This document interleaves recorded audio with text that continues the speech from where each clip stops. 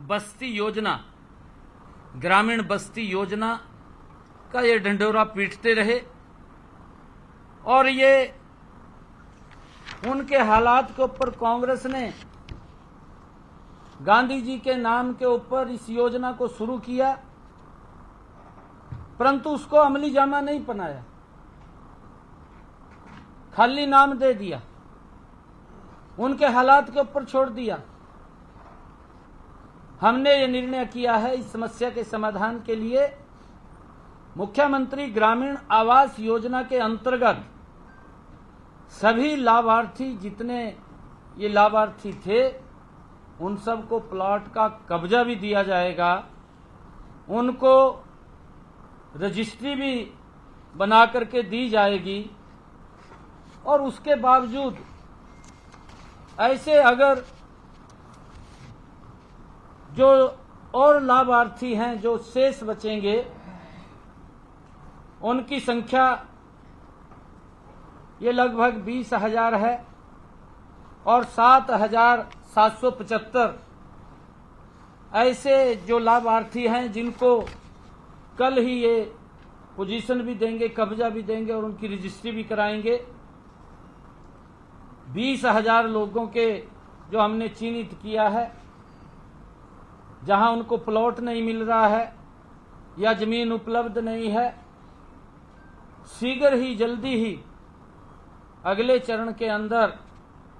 हम उसकी सारी की सारी। और देखिए, हरियाणा के मुख्यमंत्री नायब सिंह सैनी को आप सुन रहे थे, जहां चंडीगढ़ में अभी उनकी उपस्थिति है। उन्होंने तमाम बातों का जिक्र किया और इसके साथ ही उनकी तरफ से सीधे तौर पर कहना, जो प्रेस कॉन्फ्रेंस के जरिए वो कई बातों की जानकारी दे रहे थे कि आने वाले समय में ये पोजीशन भी देंगे, कब्जा भी देंगे और उनकी रजिस्ट्री भी कराएंगे। 20,000 लोगों के जो हमने चिन्हित किया है, जहां उनको प्लॉट नहीं मिल रहा है या जमीन उपलब्ध नहीं है, शीघ्र ही, जल्दी ही अगले चरण के अंदर हम उसकी सारी की सारी तैयारी कर रहे हैं। लगभग वो फाइनल टच के अंदर है। उनके खाते में भी 1-1 लाख रुपया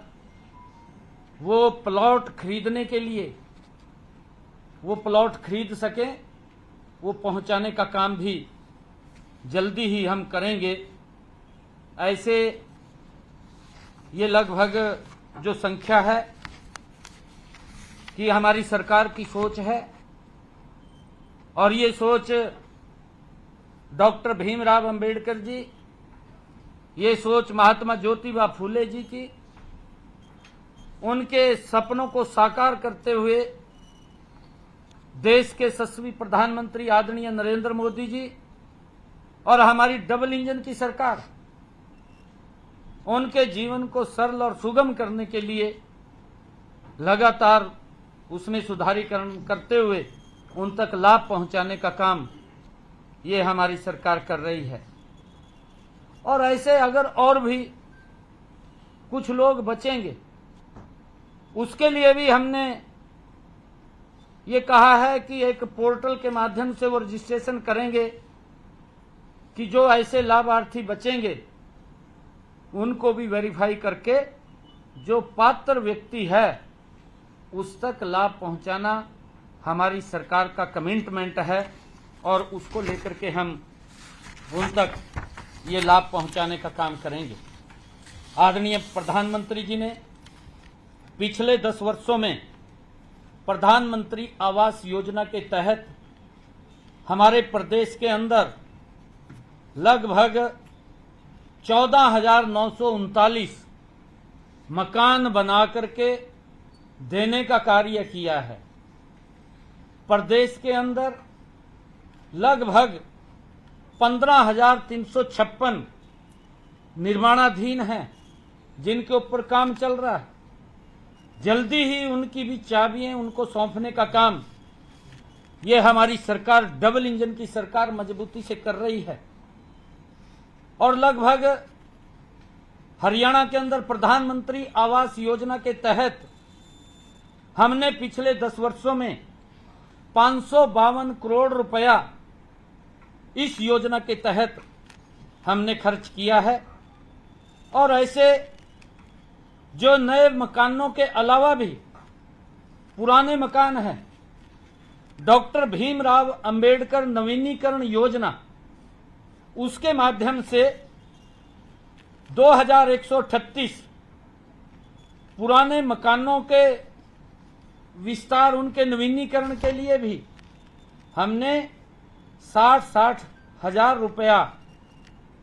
उन तक पहुंचाने का ये काम किया है। और इस योजना के तहत प्रति जो बेनिफिशियरी है, लाभार्थी है, उस तक 3 किस्तों में 1,38,000 रुपया पहुंचाने का काम ये हमारी सरकार वो कर रही है। प्रधानमंत्री आवास योजना ग्रामीण के तहत 29,440 मकानों के निर्माण की स्वीकृति दी है। इसमें 26,318 मकान बनवाए गए हैं। इनके ऊपर 376 करोड़ रुपया की मदद वो की गई है। हमारी सरकार लगातार गरीब के हित के अंदर मजबूती से फैसले लेती हुई, ये नरेंद्र मोदी की सरकार, डबल इंजन की सरकार, गरीबों के हित में मजबूत फैसले लेकर के उनको सशक्त करने का काम कर रही है। मैं आज आप लोगों के माध्यम से देश के यशस्वी नेता, दुनिया के लोकप्रिय नेता, जो आज तीसरी बार भारत के प्रधान सेवक के रूप में, जिनके मन में गरीब को लेकर के पीड़ा है, जिनके मन में किसान को लेकर के पीड़ा है, जिनके मन में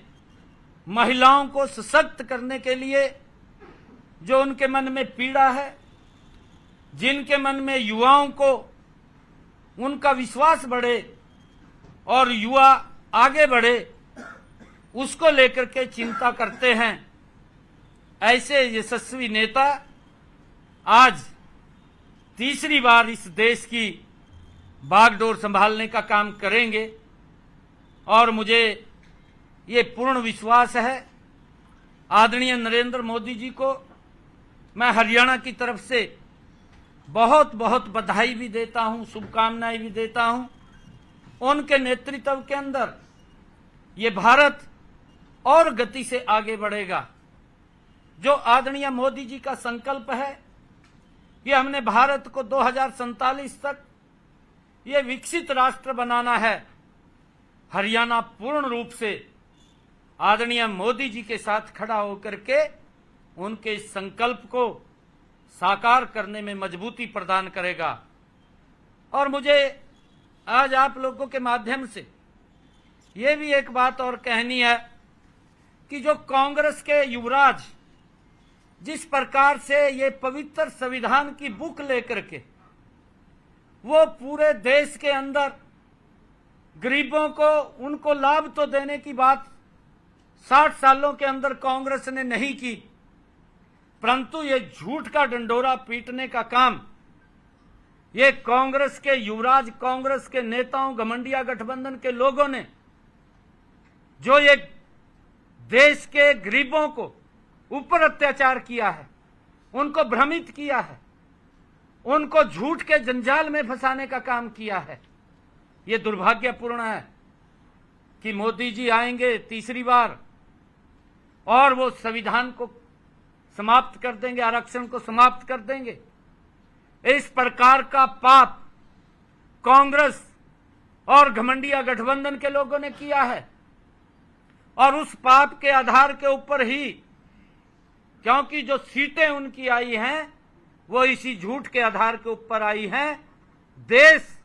इसको समझ रहा है। आज देश पूर्ण रूप से समझ चुका है कि ये जो बुक,